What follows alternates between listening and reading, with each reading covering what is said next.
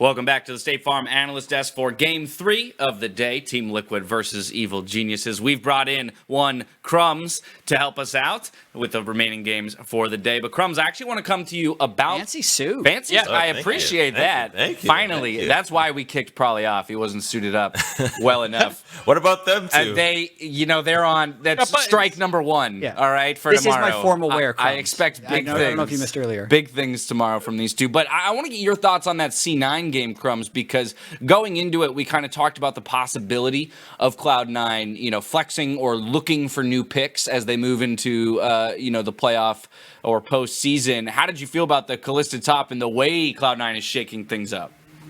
So I think, first off, since Cloud9 is already locked in, everything they do from now on is just adding to the research that teams will do against them in playoffs. So when you're picking the Kalista, that's such a strong flex right now in the bot lane, the Syndress as well, or potentially even the Gragas later on as a support, you're making it so that when playoffs come around, the prep is going to be such a nightmare when they first pick one of these champions and you have no idea where they're going for, hopefully getting them an advantage in the draft when the matches really matter.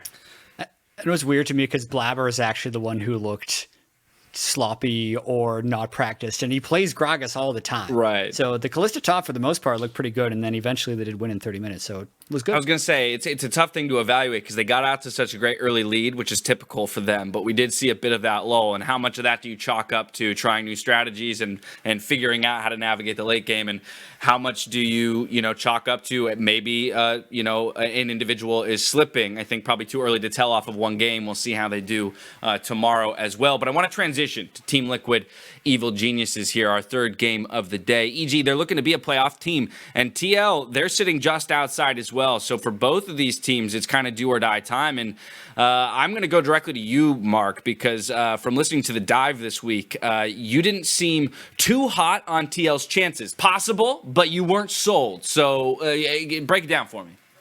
Well, they have the hardest strength of schedule remaining, which is already pretty dangerous because it feels like they have to win 3 games to get to 9-9, and then that would be their best chance. Then they might have to play tiebreakers and stuff.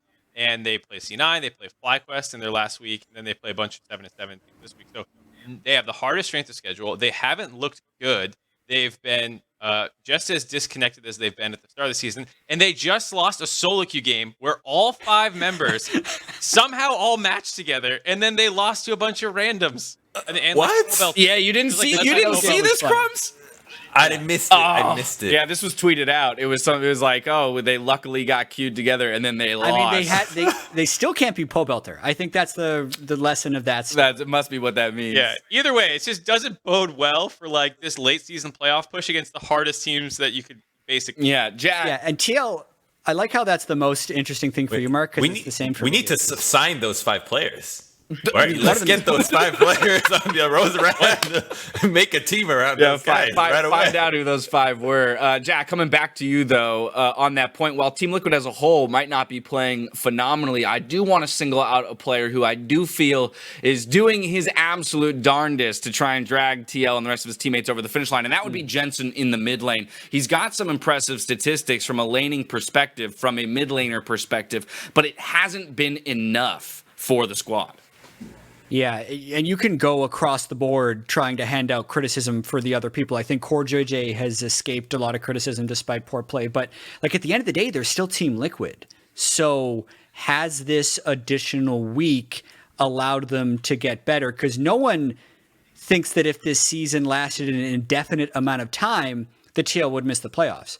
But the fact that it's actually 4 more games in 2 more weeks, maybe. Right. Because they just haven't looked at that point, which is what makes this game, as Mark said, just so fascinating. There was some conversation around maybe that extra week of practice time being somewhat advantageous for TL. Time will tell on that one. Coming to you for EG, though, Crumbs, talking about the way that this roster has been shaping up. Beginning of the split was very much defined by chaos and whether or not they could rein Jiizuke in and get him to kind of work with the team. Coming off a 2-0 week, though, do you feel like they're maybe finding it a little bit? Oh, absolutely. And not just a 2-0 week, but a 3-game win streak right now. So if they get this one, that's a pretty important momentum shift towards the back end of the split. And I think that what they've been doing is really solidifying the voice of Bang within the team. They're really finding his role. And I think the champion pools right now with Ezreal, I'm curious to see what happens with Senna being gone. But Bang was what we criticized earlier in the split as a source of disarray for the team. But with him finding his role and Jiizuke finally testing the waters enough of Ine to know where he lands, I think this team now actually has an identity in the carries that allows them to build with the jungle and support and get something going. The water's been I fully want to see tested. a Senna ban. A Senna ban for which side specifically? TL needs to ban Senna. So that Doublelift doesn't play it, or so that EG doesn't get it? I mean, a little bit of that, but more so just as Crumbs was talking about Bang, the best version of EG is Bang on Senna and Zeyzal with more gold. Because Zeyzal, I think, is so much of an instrument to make that team go. The melee plus Senna lanes are just that much better for EG, and they practiced it, they put the time in, they've dominated both times or all 3 times that they've had Senna for Bang, and like I think if they get it, they might just win. So I want TL to ban it. I am being informed that there is a small delay in one of the team houses, which just gives us some extra time to preface this important matchup rather for both of these squads. Let's jump to the top side of the map then, since we haven't really talked about the top laners. Particularly, of course, you've got Impact on one side, who has impressed, and even at times throughout this split, I think it was maybe you, Crumbs, correct me if I'm wrong in misquoting, but who called out that at a period most recently, he in fact looked closer to his playoff form that we always talk about him coming back into in the late stages, but that he might actually be working his way into it at a quicker pace this time around. You are correct, although you did make me very nervous when someone says I'm gonna quote you, but I might get it wrong. Say it. Yeah, no, that was on a set game. I think he had a really impressive set game. It was kind of like what Broken Blade was showing, and I thought that it was going to be Team Liquid having all their members geared into that playoff form and come together and really have an amazing end of split. I think it's still possible, but it might have seemed more like an anime dream back then. Yeah, I think it was one of those things where he had a flash in the pan, but for me, Impact's been not terrible, and like I don't think the biggest issue on the team by any stretch of the imagination, but not standout either. And like that's where you would like to be able to attack, because Kumo's supposed to be one of the weaker points for EG, but he's actually been one of the players that's been improving steadily over the course of the season to the point where he's actually had a couple of big games. So this is one of those things where EG is starting to plug all of those holes that were in their leaky ship at the beginning. You know, they're getting more on the same page. Individually, they're playing better. And I think, you know, Team Liquid will actually need to play well to win this game, because EG has mostly gotten on the same page and there's no one place to pick on. What is the expectation for EG's regular season finish? I was just taking a look at their strength of schedule. The only team above them in the standings that they have to play is Cloud9. Otherwise, it's Immortals, Team Liquid, and Dignitas remaining. Are we thinking that this is a team that's solidifying top 4 if all goes to chalk? I did a projection for end of season standings. I have them at 2-2, which puts them at 9-9, and would actually tie them for 4th and 5th with Liquid. If you can predict 20 games in a row, which in the history of predictions we've never been able to do. Right. But that's where I'd have them. So I think because of their 2-0 last week and some of the improvements we've seen from the rest of their team, there's a good possibility they can actually get 4th. Now, Crumbs, you gave me, you recoiled at that. Yeah, I'm not in this, yeah. Well, who do you put above them when you do this? Because that's the bigger thing. That's what I thought. So I'm not putting anybody that's TSM or Cloud9 TSM are absolutely above them, but everybody else does not seem to have nearly as much momentum as they have. And a win here that's decisive against Team Liquid absolutely solidifies that. Even if FLICKR and Immortals duke it out in just some amazing game that we've just never encountered before, I think that it's still going to be EG showing that late game identity that they found is actually pretty good. I think EG was the team I put in my top 4 at the start of the preseason in my power rankings, and then quickly was like, oh no, what have I done? But with how topsy-turvy the season's been, I have kind of come back around to having them as my 4th best team right now, just with Team Liquid struggling so much and having a good amount of distance to close. FlyQuest? I still think FlyQuest is third. I don't want to, spoil what's coming later in the show, but there was a substitution made for them, so we'll have to see how that plays out. But otherwise, I still think that they have enough good things going for them that I don't think EG will overtake them. But I've become an EG fan. I think that they are looking a lot like how I hoped they looked way back when the roster was assembled. Can you dive into that a little bit more for me, Mark? When you say they're fitting the image I had of them, what is that image? What is the correct way for EG to be playing?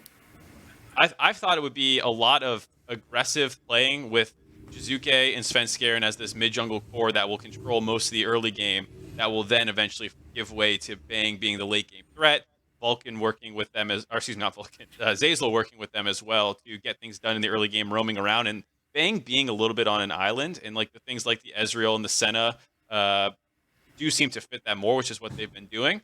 And so that's why I think before, when they weren't on the same page at all, it looked a lot worse than that. But that does seem to be the identity, where Jiizuke is definitely the main playmaker in the early and mid game, and always kind of the playmaker. But Bang is this great insurance policy that they have for team fight. That was always Bang's identity too. Even when he was playing on SKT, he was never the star, except in a few comps that they was specifically designed for him. But he was always just the guy that you would count on if FLICKR couldn't pull it off. So we're putting a lot of focus to the mid and jungle for EG, at least in the early game, to get things rolling. Then I want to talk about the response for Team Liquid, and particularly from Broxah's point of view. How would he disrupt that early game plan from EG and or protect his lanes?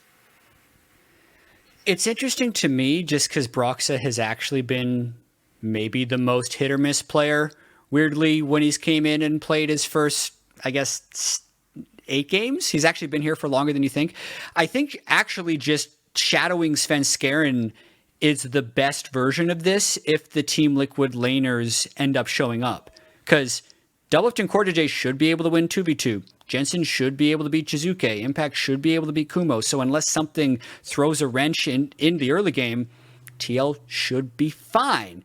But when we look at the way the whole split has worked for them, a lot of it's just been them slowly losing and not doing anything. So I'm still so confused by Team Liquid's path forward. And isn't that just wild? That we're 14 games into a regular split, and we are still talking about Team Liquid as if it's like their preseason expectations. What is it going to take? At what point do we resign ourselves to this Team Liquid not being good, or good enough right now, or not living up to that? When their split's over. When it's over, we're going to hold on to hope until they're mathematically eliminated.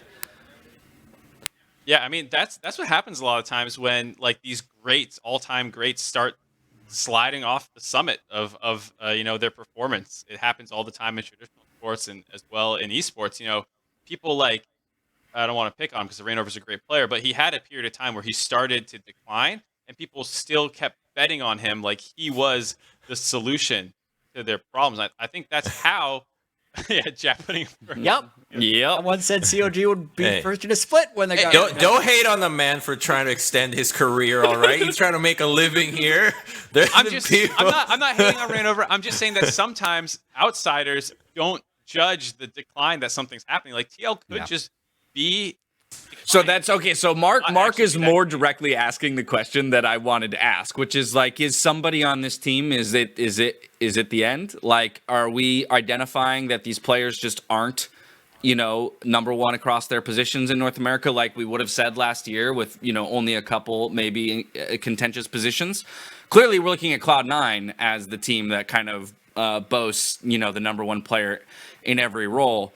But how attainable or re-attainable is it for the TL guys is, I guess, what I'm asking, versus gone forever. Yeah.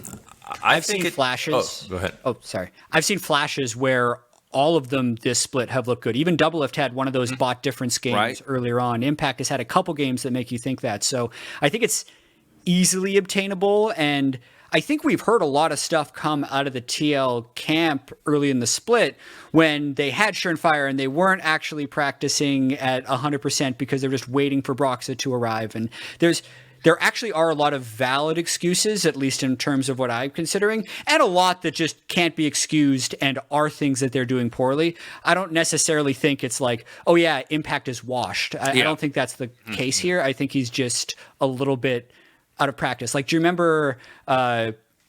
Sorry for the NBA reference, but like Shaq when he starts the season overweight and he plays himself into shape. Right.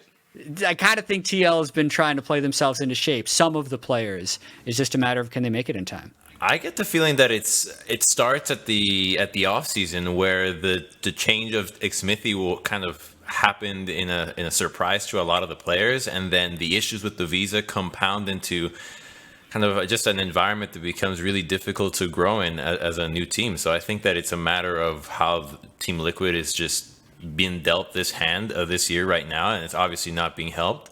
That is actually causing these issues. I think all their players are underperforming.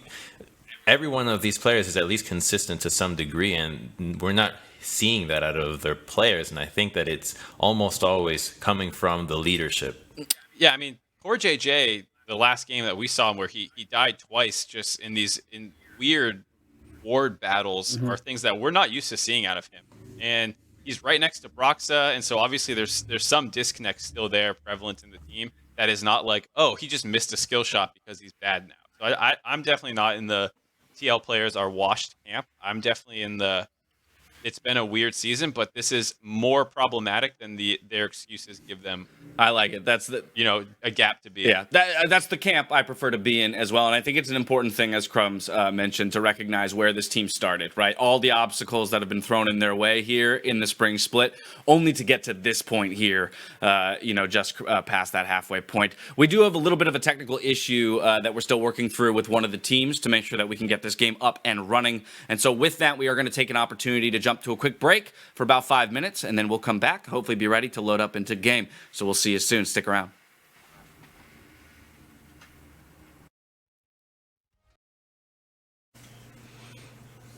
And we're back once again for week 8 here and game 3 of the day, Team Liquid versus Evil Geniuses. I just want to get a quick refresher here while we wait for Champion Select to load up. So kind of around the horn, Crumbs, we'll start with you. Big ticket beats for this game. Maybe, one for each team, what you're looking for or what your major concerns are for each of these squads. Okay, what I'm looking for out of Team Liquid is strong laning phases. I need to see all of their players do well in the first 15 minutes of the game. And for EG, I need to see synergy around Jiizuke in the mid lane. Those are the two things I'm looking out for the match. Mark, we're coming to you next. Okay, I would say I want to see specifically better mid-jungle synergy between TSTL. Just that last game that we saw from them, 2 weeks ago before the week off. Just how the Olaf pick did nothing in the early game except for shuttle crabs basically, and then CoreJJ died a bunch of times. That was an example of I need to see better teamwork out of those two guys. For EG, I really want to see Jiizuke get a counter pick on red side here and have something that can punish Jensen, and then Svenskeren play around that. Well, sweet. We are into Champion Select, and we will be taking you through this. Jad, I'd ask you what you want to see, but you already told me earlier you wanted the Senna ban, and we got it. Yeah, down for that. The Yuumi ban is interesting in the case that it's more of a scaling pick at the moment, but if TL thinks their games are going late, I'm not going to fault them. I think also the interesting thing is the Ornn. It was kind of abandoned in Game 1, picked early in Game 2, and now banned in Game 3. It feels like people are still trying to figure out where to land on that with the patch nerf that came in. I think against TL, it makes more sense since they've relied on it so much in their wins that if they maybe want to sneak one of those, we'll just farm and scale kind of win, it's not allowed in this time. The Aphelios will be the 6th ban to come through in that first phase, and Varus of highest priority here for Team Liquid. So likely in Doublelift's hands, they're indexing into their superstar. I think this could be a back to basics draft for TL. They banned a lot of the meta ADs. Varus, Tahm, Kench can be locked. That would be a decent denial. I just don't know what EG would pair with it if they end up locking Tahm. Ezreal? Yeah, you could do They're still losing lane with that, though. EKMF, 1P, just a little safer, a little stronger in lane. I mean, at this point, Varus will win most matchups if you get support counter pick. So there's not much you can do here for EG. If you want to deny the TK, you just accept that bot lane's going to lose. But that is kind of in line with their general game plan, I think. Zeyzal's never been one for the laning phase. He's about getting out of it. Yeah. So I think this can work pretty well for EG. All right, quick couple lock-ins there. Braum and Mordekaiser for Team Liquid. I think I like the Mordekaiser. Ashe, so not the Ezreal or the MF. How does that lane play out? Back when there was the kind of utility marksman meta, you saw a ton of this matchup. I think it was almost even the same supports. There might have been a few more range supports like Zyra and stuff running around back in 2016, but Ashe's range lets her actually get the auto advantage on Varus, though he has a little bit of the poke with his abilities, but he can shoot her W back. So this is a fine matchup, usually for Ashe. Second phase of bans coming through. First off the table will be Rek'Sai. So some jungle targets here, trying to knock Broxah off kilter a little bit. So I think they know Jensen's probably not playing physical damage mid laner, so they're gonna just ban out the ones that Broxah is more likely to have a strong ganking impact on. Maybe Jarvan will come here, and if they want to force a Lee Sin, or just a Lee Sin here, but maybe they think he won't be able to perform. Oh, Syndra ban to follow. So one jungle, one mid coming from Evil Geniuses. Crumbs, are you expecting that Mordekaiser to go top lane? Yeah, I am. I think you usually take that one here. I like the Syndra ban by EG, assuming that they're going to blind LeBlanc. So Team Liquid should probably ban it. Yeah, I think the LeBlanc ban should go here. Right. Otherwise it would be Pantheon. Yeah, like a jungle Pantheon. I think that's been picking up a lot in scrims. I've been seeing it a lot more. But with that band, what do you think? I mean, I'm with Mark. I think LeBlanc is the pick, but Lee could be a good denial. Yeah, I was just going to say, maybe you do go with Lee, because it's also Brox's best champ, and it's basically the best jungler. So And then what are you relegating him to what then? Because they do pick up Lee Sin. It's Jarvan, Olaf, Sejuani. Sejuani? Yeah. Maybe. And you want to give Jiizuke the counter pick. It's what Mark wanted to see. It's true. It's true. They I just must have don't been like listening. what actually counters LeBlanc with Syndra off the table though. Lissandra? Yeah. It's just it hasn't been played by either of these guys all split, so. And it doesn't seem like a Jiizuke. Trundle. Oh, Trundle. So you're expecting LeBlanc here, last pick for Team Liquid, with the Syndra off the table? I think. Yeah. I mean, Against Jiizuke Trundle? loves it, so No, unless I you're mean, you gonna can have just pick good. it for Jensen here if you want it. yeah. Really taking their I think time Team with Liquid this draft. should do like Orianna and play it safe. LeBlanc just doesn't make sense for them here. It's a big team fight. Cassio. More team fight. All right. So we got the late game hyper carry there, if it does go there. And now what will be the response for Jiizuke? Well, I mean, you He's have got to the be aggressive LeBlanc. mid-jungle Exactly. 2v2, yeah. It seems like the absolute most signature pick for him. So he will pick that up, and we'll have to see if that jungle mid duo that we've called out will actually step up to the plate for either team, really. I think that will be the challenge here. Svenskeren and Jiizuke versus Broxah and Jensen. With the team comps locked in, where do you guys fall on the chances of either of these teams? EG. Yeah? I like EG? Lee Sin LeBlanc. I think can do so much. I think you can really let them have their way in the early to mid, especially when you have Ashe hitting level 6. You can do a ton in that 3v3. I can also see TL just having a massive scaling advantage. So if that if the LeBlanc Lee Sin doesn't pop off early, I feel like TL would kind of have it. That's exactly what I was about to say too. I was saying that what my thing I wanted to see out of EG was more good mid jungle synergy. This is the game to basically prove that that's your main win condition. You can stomp most people in it, and then you basically punch your ticket for playoffs almost if you can take out Team Liquid here, because they're one of the teams clawing to get in. So this is a great statement game for EG if they can win. All right, for both of these squads, it looks like they've got what they want. Let's see if they can pilot it to victory. For Crumbs, he's looking for that aggressive early mid-jungle duo for EG to take down TL. TL, they got to hold on and play it in to the late game. We are going to head to a quick 5-minute competitive integrity break. As is explained before, we're taking this 5 minutes to allow the game to play ahead to make sure that we preserve any competitive integrity issues. So we'll see you here on the other side of that 5 for the game.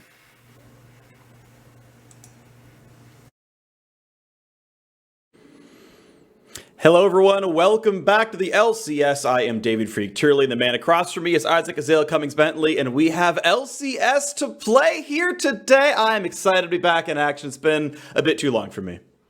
Yeah, it's so nice to have LCS back. Some normalcy in our lives going on here amidst all this chaos, and it's a really important game for playoffs here. TL versus EG.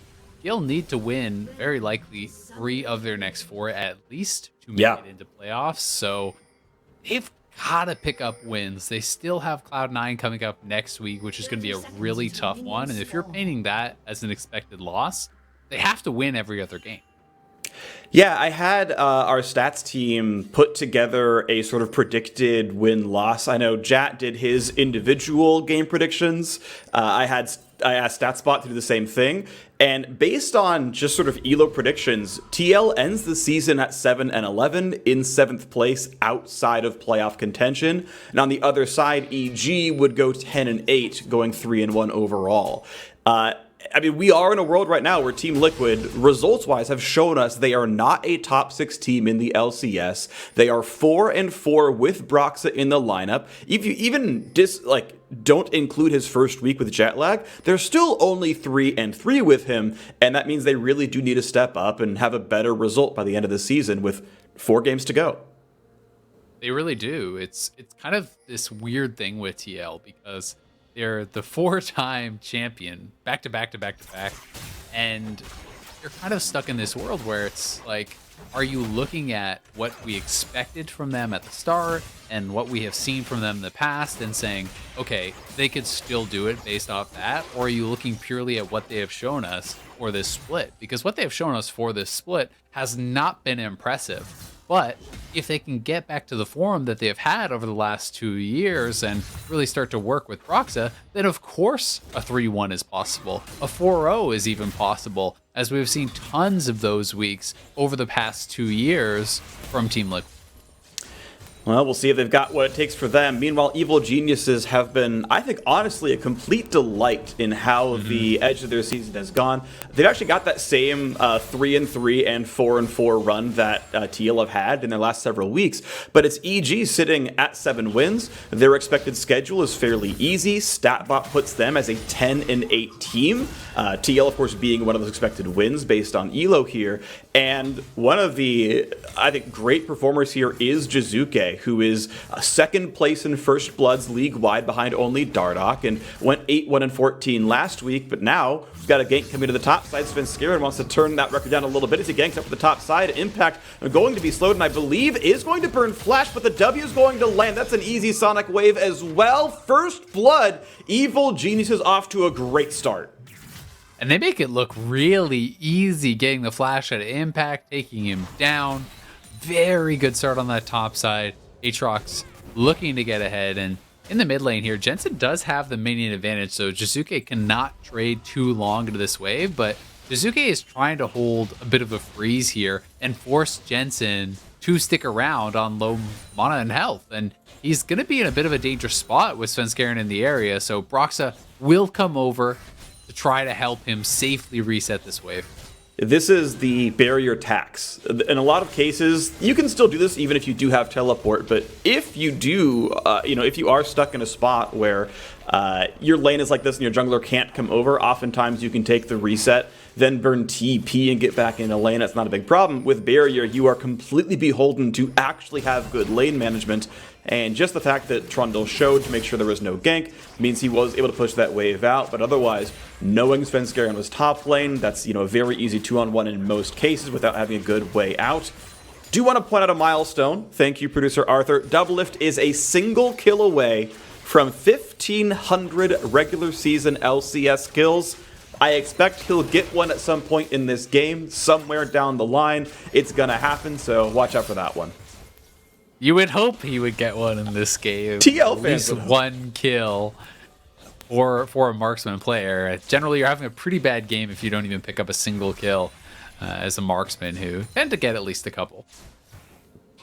Meanwhile, speaking of people who are getting kills, I also want to give a lot of accolades to Jensen here, who I think has actually been having one of his very best seasons. He's got by far the best laning stats. He has roughly as few, so he has basically the least deaths of any mid laner in the league, roughly tied with Pobelter, who hasn't even played all the games. I'm not saying deaths per game, I'm saying deaths total. He's tied with the guy who hasn't played all the games. for first place as far as like least deaths here. Jensen has been having an amazing year in the mid lane for TL, one of his best. And I remember hearing from him back around week 2, he was saying that it felt like he was doing everything that he could. He was putting in his best effort. He was having a good season. And it was frustrating that it wasn't enough for him. I know TL fans are a little bit sad about this. I would love to see him turn it around. I'm not just saying this so that TL fans can be sad and, to like, celebrate the downfall of TL. I would love to see them back on top form.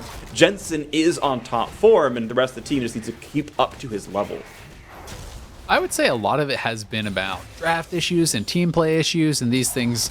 At times, you're watching the individual players and they're looking okay. It doesn't seem like that's the big issue, as we have a gank here in the mid lane. Beautiful ward hop in, and that's going to be a nice pickup there, but should be a trade as Broxah brings down the Ice Mallet. It's a 1-for-1 overall, but it does mean it's a slow walk back to lane with Jensen having no summoners. That was just a great play. As soon as Jiizuke hit 6, Jensen did not yet have level 6 there when he actually died, so couldn't turn around with the ultimate, just now hit 6 afterwards, and unfortunate for him, is going to actually die with the wave pushing to him. Thankfully, though, he has CS'd quite well, so he's not going to be that far behind, despite actually losing some of this, and Broxah is way up in farm over Svenskeren, will have the earlier level 6, got to pick up some of that mid lane farm. And you can see now this game state is 400 gold apart. Evil Genius is having a pretty good start here overall. TL, not an incredibly great laning team, just across the board. They've, I think with their jungles ups and everything else, have had some really rough early games. So statistically, this is not very far from average for them. And they still managed a decent record despite several bad early games. But you can see, yeah, a lot of lanes are very, very close. Obviously, top lane is rough with the early gank. Mid lane might be a bit difficult here as well. Half HP down to Jensen, and good block. Probably should not follow that. Yeah, I think if Broxah didn't actually block that, though, Jensen may have died. And now on the bot side, 2v2 fight, going pretty heavily EG favored. Ashe is a very strong laner, and despite the fact that we haven't seen much of her this year, I do think it is a champion that can match up quite well against Varus. Yeah, she is very, very good. Got buffs fairly recently as well. Better attack reset on Q, things like this. I want to point out very, very, like, almost pixel perfect moves there by TL. Core barely got in front of the arrow, put the shield up, took the stun. He still could have blocked damage for Doublelift, but the fact of the matter is you still would rather have the Braum be the one who's stunned, can W back, and kind of make up for the slows and everything else. So pretty tight timing there. And it was another fight, by the way, that was EG pushing the 6 versus 5. That was the level 6 wave. They had the wave pushed down. As soon as Ashe dings 6, they go for it. And there's no chance that they have the ults to fight back. So a couple of really good plays here by EG. With the mid pressure, with the bot pressure, you get a fairly early Cloud Drake picked up there as well. Ulti cooldown is going to feel really good for LeBlanc and really good for Ashe. Those are champions that I think can reliably spam R to good effect, nearly on cooldown. Yeah, it also feels nice, I think, for champions that have those really long ultimate cooldowns like Tahm Kench. The rank 1 ultimate is very, very delayed, so possibility of some more map play there for Zeyzal. You can see mid lane, Jiizuke is really kind of zoning Jensen off a lot of this, trying to keep him back off the wave, but Jensen is not really missing farm, so the advantage is not extending. Jensen will be able to pick up most, if not all of this wave, and looking pretty good because TL, I think, for the most part, just want to play a stable early game. It is EG that have more pressure on them to make things happen. With this Lee Sin, with this LeBlanc, you're trying to push the pace in the early stages, and Cassio Trundle are just happy farming and getting experience. And thus far, TL, I think, are in a pretty comfortable spot as far as that goes.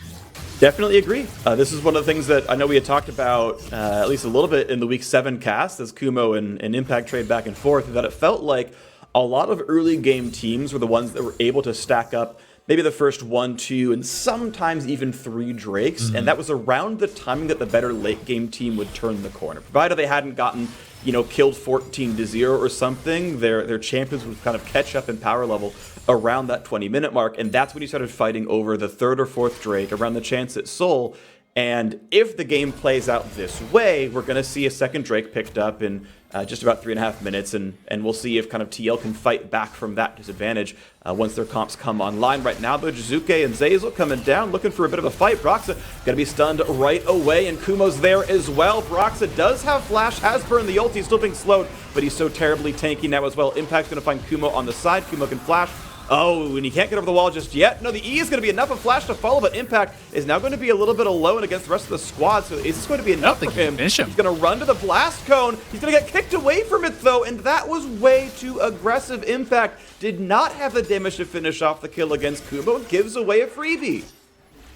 Yeah, Impact way overestimated how much damage he had. He's just on tabbies, and he's flashing over the wall to try to finish off Kumo, who was still pretty high on health and does have better itemization. So Impact making a pretty big mistake there should result in EG being able to take this Rift Herald. TL clearly felt they were in a pretty good spot to actually look for the fight, but Impact wasn't with them at the start of it. Jensen roaming over a little bit late also.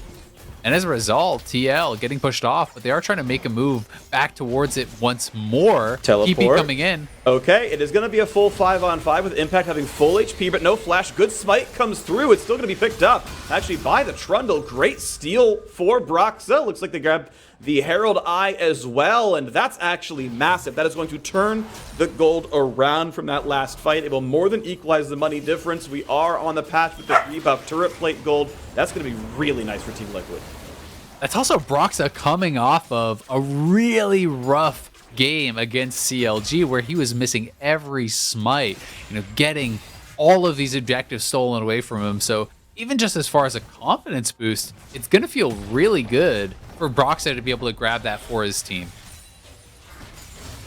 And some wave clear in the mid. You saw Jensen having to play mid a bit defensively while Jiizuke was pushing in, knowing he had spells up with the Ignite as well, but is able, as you're mentioning, to catch up this farm. Should be about equal in CS, and we'll see when the Herald does come down. Still a 1,300 gold deficit to weather, but TL's going to make up about a third of that without much issue just from the Herald charge. So it's not the end of the world. They are catching up. The AD carries are on very similar spikes. Doublelift does have more farm overall. Got to point that one out. He is to Blade of the Ruin King, has the extra refillable potion, which is, it exists. It's there. It matters to some degree. Impact, as we kind of talk about patch changes some more, does have more passive damage on monsters as of a couple of different Mordekaiser jungle buffs, so gets the Krugs a bit easier, waiting between waves. The big deal right now just is the gold difference between Kumo and Impact. That really is the gold lead right now, as he not only has a pretty sizable CS advantage, he has those 2 kills, and you can see in the itemization, he is way ahead, as EG are looking to actually threaten this dive, but pretty difficult to dive Mordekaiser. He can kind of just pick and choose his 1v1 and make it pretty challenging to take him down when he's by that turret. Okay, so Doublelift and Broxah share the first 2 plates. The third one's going to go just to Doublelift here, so he's going to get rich and accelerated. Now a 3v1 death bottom side. A lot of crowd control finally into the death realm, but is it going to be enough? Svenskeren can't leave turret aggro. They couldn't one-shot Impact, and he had no way of leaving turret range, so Impact jungle die survives the 1v3. That was a really risky dive to go for. I do respect the attempt in saying, hey, we can actually just fully lock him down. It was the Ashe ultimate into the Lee Sin kick. But if you don't instantly kill him there, he's going to ult you, steal some of those stats back. He has the W shield that will be building up, and the turret is working in his favor that whole time. So partially due to the proximity of the Ashe, that was a very short stun. This was not a long-range Ashe arrow, and Impact able to easily take that 1v3, get himself back into the game. A huge pickup there, and of course TL picking up the second Drake is going to delay, and honestly it feels like Team Liquid roughly have turned the corner already. Gold deficit back down below 1,000. The Drake equalizes pretty good for them here as well, and it's feeling a lot, really good for them, as we've been mentioning a couple of times. The Trundle and Cassiopeia, I think, vastly outscale their counterparts. But now Jensen puts the barrier on, is going to find some damage. A good pillar. Could they chase down Jiizuke as the Lee Sin comes in as well? Jiizuke finds the kill, and the Jensen, the ward hop, the just jump safeguard to the LeBlanc keeps him safe. And now Brox's got to be careful. Is pulled back. It's going to be several crowd controls, and just to talk about TL feeling safe, a 2-for-0 to Evil Geniuses.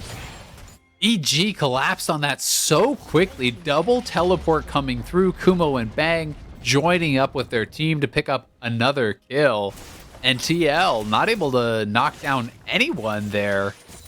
Jiizuke got very, very low, and it seemed like Jensen and Broxah were confident to fight forward, or perhaps did not think that they could actually retreat out of that fight. So they commit in, end up giving up both their lives, don't even take down Jiizuke, and that is going to open up more of a lead for Jiizuke, who has been playing aggressively and feels like he's got to have a good game here for EG to win.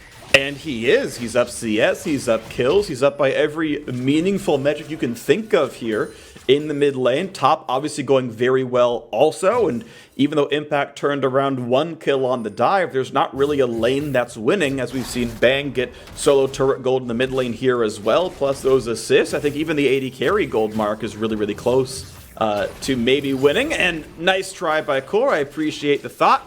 But Kumo is again able to farm down to this bottom lane and should be safe in the 1v2. Kumo has that 30% CDR mark. Going to be feeling really good about that. Once you have enough levels in your Q, starting to put those extra points into your E, you can really start making things happen much more freely on the Aatrox. Those earlier levels are where he does tend to struggle in some of these kind of matchups, but at this point, he should be able to wave clear out, no problem. And Impact managed to get dove. Gosh, and that was actually almost ulti range, I thought, as well. It looked like Impact was maybe going to try to put that R down and lock Jiizuke in under the turret, but still force him away. Chunks the health bar down. There's going to be another turret picked up. One more auto till he kills it. Minis might do the rest. Let's go for one more. Gets away before Miasma can come down, and that is now 2 outer turrets cracked already. Top outer was killed by Impact a long while ago. That was actually first turret. Back at 14:45 into the game, but EG have broken top and middle themselves, and bots under pressure with a jungler backfilling for TL. Jiizuke has a pretty big experience advantage also. He was 2 levels up on Impact. Jensen just hit 11, so still at least 1 full level above Jensen in that mid lane, and he is able to kind of flex that power. Has the Oblivion Orb on top of the Sork Boots and the Ludens. This is a super strong part of the game for him. You look over at TL, there is really no MR whatsoever besides this one Aegis on CoreJJ, but it's tabbies across the board. It's going to be very threatening. If he can get a full combo on any of these squishy members, they could just die. And once again, revealing where the rotations are. I love these cross-map hawk shots. Try to hit as many jungle camps as you can. Come across a lane, see, okay, we know Trundle's not in the top jungle. We know his bottom jungle is completely cleared as well. Okay, that's probably a reset. He's coming out from base. Nice snipe right there. Doublelift secures himself 80-something gold and pops off a shield at the end. Svenskeren, though, able to solo the top's Herald. That always feels so frustrating when you're spending all that time working on the scuttle and someone just walks up and steals it. It's one of the most tilting things, I think, in League. I totally agree, especially when you are the jungler. Like, if you actually had to run a crowd control or something, you had to, like, you know, stack up Sejuani E or something dumb, and it's like, nah, just kidding. Cross map steal, no big deal. So, okay, a little bit of money, right? It's a, you know, 150-ish transferred from one side to the other, or, like, in total difference, rather, is 86 gold goes from one side to the other. It's Team LeBlanc now playing defensive wave clear. They have no lanes with pressure. Drake is up in 30 seconds. I know EG maybe kicked themselves a little bit off of the Ocean Drake they had lost off the botched bottom side dive, but they're resetting. The team's going to that side of the map. Jiizuke not going to stay top side either. He's going to head his way towards that Drake as well. Oh, it resets. Jensen couldn't get the money. I don't know if he was afraid of getting attacked or not, but now Doublelift on the way over. They're beating a Jiizuke for this one. He wants the jungle camp as it resets again. TL's going to send 4 topside, and it looks like EG might be trying to match. Unless Jiizuke commits, they shouldn't be able to get him. I do think TL were just saying, all right, we can't fight for Dragon. Let's see if we can get something on the other side of the map. So try to get a pick on Jiizuke, shut him down. But Jensen now stuck in this 1v1. He's in trouble. Ooh, Jiizuke couldn't W backwards, but he never gave him an ulti line. Never gave him line of sight for that one. There is the Drake picked up. EG on 2 Drakes again. Wish they had the third off that bot lane dive, but still going to feel pretty comfortable here. 2,500 gold lead up an Infernal Drake, which is raw stats, of course. If they can keep Drake control, they can pad that as well, and it does one of the most direct things at answering scaling differences, in that LeBlanc can maybe find the one-shot when she shouldn't or wouldn't have otherwise. Sarah's finally done here for Jensen. That's a nice fight coming through. We're getting close to some of those first big TL power spikes. But for now, EG has the run of the map. Yeah, and EG are just kind of spreading the map. Jiizuke really has done a good job. The aggressively trading, constantly looking for poke, constantly looking for plays to draw pressure and allow his team to get things done elsewhere on the map. He's maintaining this experience advantage. He's constantly darting forward and looking to attack Jensen. Forcing off that Seraph shield in their last fight is a pretty big deal. And now EG will reap the rewards of that second Rift Herald. It's going to be another tower going down on the bot side. Over a 3,000 gold lead now here for EG. This is a very, very good lead. Props to EG for a pretty solid early game. All 3 outer turrets are gone, and you gotta give them props for this one. They come into this week tied for 4th. They've, fought tooth and nail. Again, prediction has them ending at 4th place based on, stats predictions. It's been a hard season to predict, don't get me wrong. The teams have been back and forth constantly, so no guarantees that really happens, but EG are poised to make their triumphant LCS return as a top 4 spot in playoffs. And I really got to point out, if we got some downtime, 4th place is such an important seed to get in the Spring Split playoff format. There's an upper and a lower bracket, and if you get 5th or 6th, you start lower bracket. You get an extra life if you're top 4. Good smite comes in, stun's not going to matter. And now this could be more damage for Jiizuke, knowing he can't get chased down easily, jumps backwards, and EG feeling comfortable. Jensen chunked down pretty low. They lost the Gromp there. Jensen has just been fighting this Gromp, it feels like, for the last 5 minutes, trying to take it over and over and over. He got it.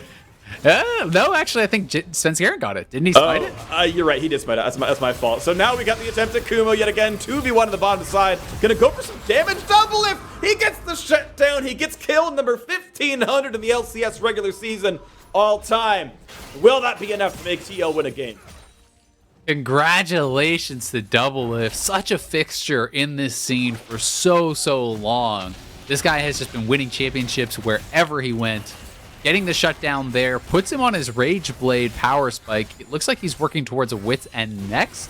So full on hit style build. And if he can actually get the opportunity to stand and fire in one of these team fights, he will tear through EG. But that being said, there's no guarantees you get that opportunity with LeBlanc, zoning you potentially, and the threat of Lee Sin kicking you in, and these types of things.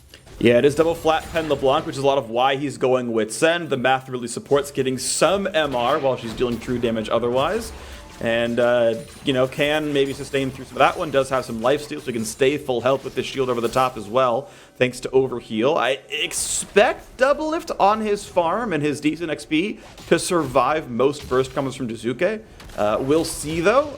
Has a couple of teammates nearby as well. Not quite going to catch the CC. They know that LeBlanc is too elusive. 2-level lead over Jensen. Has caught a lot of farm, a lot of experience overall, and TL have to kind of go back to their own lanes. I wouldn't expect Doublelift to just get 100-0, but even if you get chunks, say, half your health, maybe you can't teamfight anymore, right? Unless there's a minion wave to actually lifesteal off of, that can be enough for them to get the next dragon or get the next objective that they're fighting over. And that is why Jiizuke playing so aggressively and playing in the face of TL has been so important. And I really feel like over these last couple weeks, EG has been able to find this healthy balance between the aggression and the playmaking that Jiizuke wants to go for without it being a bridge too far, without him having all these silly deaths that he had at times in the earlier weeks. He's still really kind of riding that line and putting on pressure, pushing TL out of their own jungle, extending his experience advantage, yet he's never really getting picked or even being threatened. Yeah, at the very beginning of the season, he was a death leader for the league. He was, way up there. He had some solo kills. He was doing well in solo kills, but he's even worse in isolated deaths. And managed to kind of keep the former while dropping the latter. It's really, really important that he's managed to your point, right, keep the aggressive play style without bleeding the stats away. And yeah, again, nothing but props and credit to Jiizuke. We know Bang has been really low on deaths. He's always been a very safe backline damage dealer. And Jat talked about his playstyle back in his heyday, back in SKT, where he won 2 world championships. He was a supportive cast member to FLICKR and players like Marin, who were, arguably the best top player in the world at the time when they won that championship. And if Bang gets to, support a 3-in-1 Aatrox and Kumo and support Jiizuke, who's solo killing and winning in farm against Jensen, that is Bang's comfort, and it's an EG that looks good.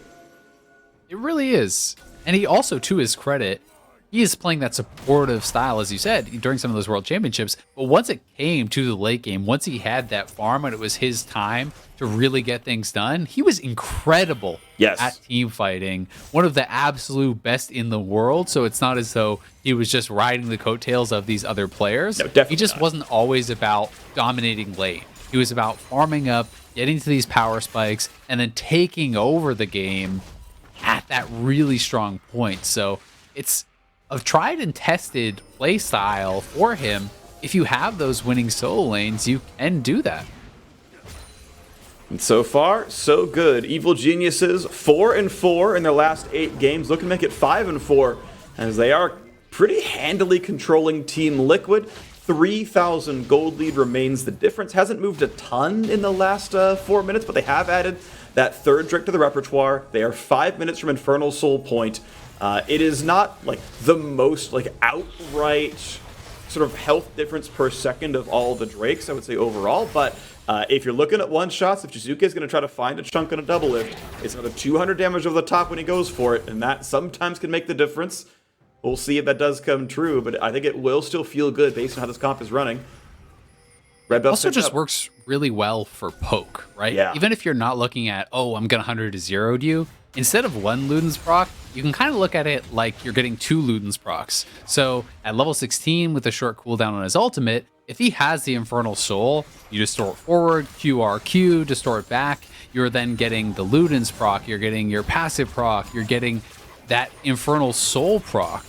You're also adding in things like that on the volley from Ashe, and that damage can really start to add up and put TL in a position where they can't take a team fight, even if that's what their composition is built to do. And you can see with the itemization, that is the goal, right? It's Rage Blade, double Leandries, you're getting Nashers coming out of Impact, which is good just for the CDR and AP by itself, but, you know, theoretically... Oh, Jensen's in trouble. Like a slightly longer fight. Jensen, yeah, takes the cube, but they're not going to follow through. Broxah and Core managed to stick around nearby, but Svenskeren might try yet again. Lands the Q yet again, yet knows where the recall is coming from. He's again going to walk away safely, but it means Wolves can be taken. Jensen cannot get any of his jungle camps, just to walk back to mid lane, and guess what? Bot lane tier 2 is already under fire. EG have made this 4 straight turret kills and 2 straight Drakes on top of that one as well, not to mention the Rift Herald. There has not been any signs of life from TL. It's been sitting back and farming, which again partially is the comp, but they're running out of space pretty soon. It's the comp, but at the same time, if the opponent's gold lead is extending constantly throughout the game, that is very concerning. If you're able to make EG stagnate and sit at this, you know, say 4,000 plus gold lead for the next 10 minutes, then great, you're in a pretty good spot. But so far, EG has just been extending it, and we'll have to see, can TL make their stand at this next dragon? Because it feels like that is where a lot of the game is going to be decided. No one is even answering Jiizuke right now. TL, I think, are just going to have to YOLO it on the Baron because, yeah, they're not even responding. No teleport on the block. Teleport going to be burned here on the Aatrox to try to get over. They at least get the one global cooldown out. Yes, they have to back out.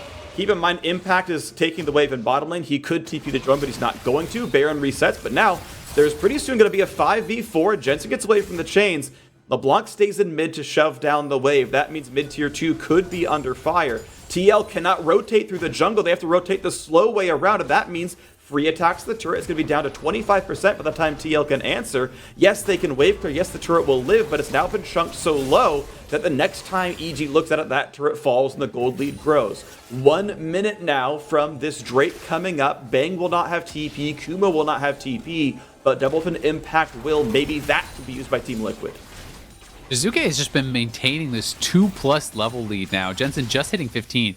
Jiizuke has been 17 for a while, which is a really big deal, and just no one is able to answer him in these side lanes, so TL had to try to force that Baron, get a TP, get something out of their opponents, and now they are setting up, but EG have the ability to just trade for the Baron, because they don't actually care about one individual Infernal. They're just already on this, and TL are aware, they're running over. Let's see if they can win a fight. Bang plays a bit of crowd control, slows it down. Svenskeren still taking up the Baron. TL shoves in mid and then loses vision. They are not 100% certain exactly what's happening anymore as Kumo and Sven stay on the camp, and EG show 3 mid. They show Team Liquid they have stopped Baron, but they haven't stopped Baron. It's still got some health left. It's going to take a little while to go, but they walk right back to the top side. And look at this maneuvering, Evil Geniuses. While Double is taking down the Drake to prevent Soul, the Baron will get taken under their noses. A slow from Bang, and now Broxah stunned up as well. This could be a kill pick. Stop, he flashed away, but it's not enough. Jiizuke grabs his killing spree. The Baron picked up now as well. Sure, the Drake went down, but at what cost? Evil Genius is out-macroing the mid-game and taking a huge lead over Team Liquid.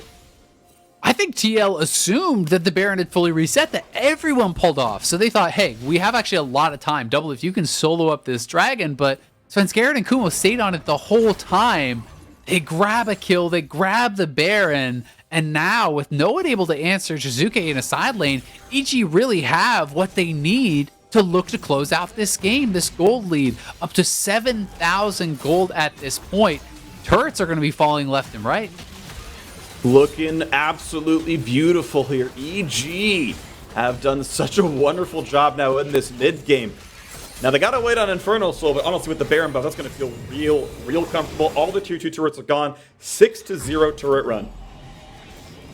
That's huge for EG. They really are in a great spot, but I will say they need to continue dealing damage with this Baron, because if they don't get anything more, if they're just sitting back and again, allowing TL more and more time, then hey, maybe that dragon was worth something extra as it pushes TL to perhaps a possible win condition if they can grab the soul themselves. But right now, EG have multiple ways to win this game, potentially through split push with LeBlanc. They're winning actually a lot of the team fights. They have good ability to actually pick people off with the Ashe arrow as well as Lee Sin. And if anyone tries to answer Jiizuke, they have a rank 2 ultimate on Tahm Kench who can be used to bring someone in and create a 2v1 or a 3v1. Yeah, they've even got answers for the Mordekaiser trump card. You've got a combined 5 Quicksilver Sashes and or stopwatches on the squad. Jiizuke, the only one without one. He's going to feel safe enough on the LeBlanc. I think he actually 1v1's impact every time, who doesn't have any magic resist at all. So pretty sure that's true. Yep. Mid now under fire. Still got 50 seconds left of the power play. Jiizuke splitting to the bottom side. Kumo splitting impact at the top, the 3-on-3 and the 2 1-on-1s, and the minions themselves working well. Jiizuke, jeez, that's just the RW. Puts Jensen down to 2/3. Jensen's got to heal up off these minions, and he's trying to do so. Doublelift now has his Hurricane, so he has pretty good wave clear, but Jensen, oh, that Q, if it hit, he might have gone down. Either way, he will lose the turret, and TL, the base is cracked. Yep, auto's still coming through. The turrets are falling. The inhibitors are falling. Team Liquid at this point, you have to wait the last 15 seconds for Baron to time out, but it means bottom inhib is gone. Top and middle turrets are barely alive. The minions, there really aren't any in the mid lane, but there are some top side. Those aren't really getting pushed in. So TL, at least during the Baron buff, will only lose 1 inhibitor. That's still rough. It's still an 8,000 gold deficit. But it doesn't get better from here. At this point, you've got to try to find the fight. Impact, the Q's going to land. They might kick him as well, but it only kicks him backwards, able to walk away. And Bang has to get chomped out to save with Doublelift, running out of health, trying to lifesteal, dodges the arrow, but he's running out of HP, trying to lifesteal off of something. The flash forward, the shutdown comes through for Jiizuke, and they have cracked into the base. The turret's going to be gone now as well. Stopwatch burned by CoreJJ, and EG still winning the fight. The poor Braum is going to drop the double kill for Jiizuke. Jumps backwards, going to get pulled in almost by Mordekaiser. Still the kill comes across. The 2-for-1 so far. A quick jump back for Svenskeren, but now Team Liquid down to only 3 members. Can't really defend their base. Minions floating on the bottom side. 4 members on the top side. Triplet Hib is going to fall. They don't need to wait for the Infernal Drake. They don't need to wait for anything. It's 25 seconds of 4v3. Evil Geniuses looking to have an 8th win on the season. Looking to make it into playoffs. The revival and return to the LCS. They're going to walk backwards. The pull-in is going to be really nice. Kumo has to run for dear life. Might have to get shot. There it is. Jensen has ult flash. All right, will he make the play? Has to get away from the pullback. Does so, doesn't. Go for the ult flash. I wonder if TL should have tried for some kind of extra kill. Kumo was not in a spot where he could have really fought. Bang had no mana. Maybe they should have tried something. You're right. I was thinking maybe they'll look for that miracle play. As soon as Zeyzal actually used the Devour on Tahm Kench, I was thinking, hey, maybe you go for it, because your chances of winning this game are so bad at this point. You've been triple inhibbed. It's that sole point. how do you even get out of your base to actually try to make something happen? TL will have to be extremely decisive, immediately force a fight, and dominate it. Otherwise, their base will die, they'll lose soul, or maybe even both. Well, Doublelift now going to be stunned up. Bang is in a 1v2. TP comes in. Maybe this is a fight that can look pretty good. 3v2, theoretically, but Kumo just jumps back over the wall. Won't find much to do on the TL side. A couple of teleports traded back and forth. Honestly, to me, favors Evil Geniuses. TL locked in the base is a good thing for them. Won't quite find the kill on a Jensen. Drake has been started, and it's time to play the delay game. As Jiizuke is pushing down the mid lane, someone must answer him or the game ends. Instant recall. TL sends the entire team back, and that means Dragon Soul picked up. Evil Geniuses, 40 seconds till Baron spawns. They're going to catch CoreJJ. He's going to be at least slowed down. I don't think there's a way he gets away from this one. He's looking very, very dead. We'll see if he can get out, but being chased down looks unlikely. Summoner heal, couple of knockups. There we go. EG pick up the kill. And if the soul wasn't enough, a 5v4 has got to be as the minions also fled into the base. Jiizuke finds the poke. Nice attempted ult by Doublelift. Can't hate the attempt, but Jiizuke had the reflex to dodge away. And now more poke comes in. Impact drops to 80%. More poke in from Bang as well. Minions going to keep flooding in towards these Nexus turrets. And how do you win a 4v5 when you're down 8,000 gold? Kumo gets pulled back into half HP. It's going to be a little bit of something for them. So waiting for the next waves to come in. Once again, TL has to find the wave with Jensen getting a little bit lower on mana. Has to be respectful of that pool, running lower and lower. Pretty soon he can't even team fight. Stun's going to land on a one member. Turret number one and almost number two. There they go. They both fall. Svenskeren jumps in. Hops back out. Once again trying to fight. CoreJJ up in 3 seconds. Make it a full 5-on-5. Broxah running out of health. Doublelift running away with Ignite on him. He's going to drop down to the burn. And EG will not show signs of stopping. They will start week 8 with a win. They will knock down Team Liquid going to 8-7 for now. They hold on to a top 4 spot, that all-important seed in the playoffs. Had the KDAs. Doublelift got his single kill this game. 1,500, but it wasn't enough. Evil Geniuses thwart Team Liquid. What an incredible performance from Jiizuke, start to finish. It felt like this game was all about the EG mid laner. He has been improving week over week, and this guy has put on some of the best solo carry-esque performances, I feel like, of anyone in the league. Another one here where he is just constantly pressuring Jensen, constantly pressuring TL in the side lane, and it never felt like they were able to properly answer him, which gave them so many opportunities to play the map, and all the credit to them for that Baron play. I think that was brilliant. Tahm Kench alting your marksman player off, making TL think, okay, the Baron's reset, we've got time, but meanwhile, jungle top lane stayed on it. Yeah, I want to see someone tweet out that they made the 5-head play of, we're going to keep the fighters on the Baron. Let's go send the Tahm Kench ult mid, debate it. Beautiful play. They were already winning. They probably win even without that Brainiac play, but I love seeing that. Huge kudos to EG. Well-played game. They're in prime position to make playoffs. Super happy for them. We'll see if the last 3 look as good as this one did, but we're stepping away to set up for game 4, which is Dignitas versus Counter Logic Gaming, so don't go anywhere.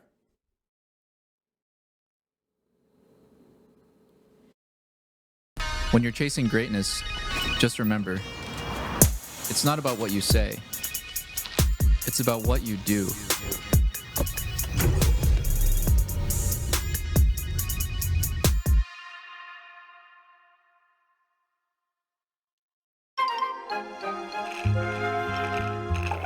Well, it's about time we got to work.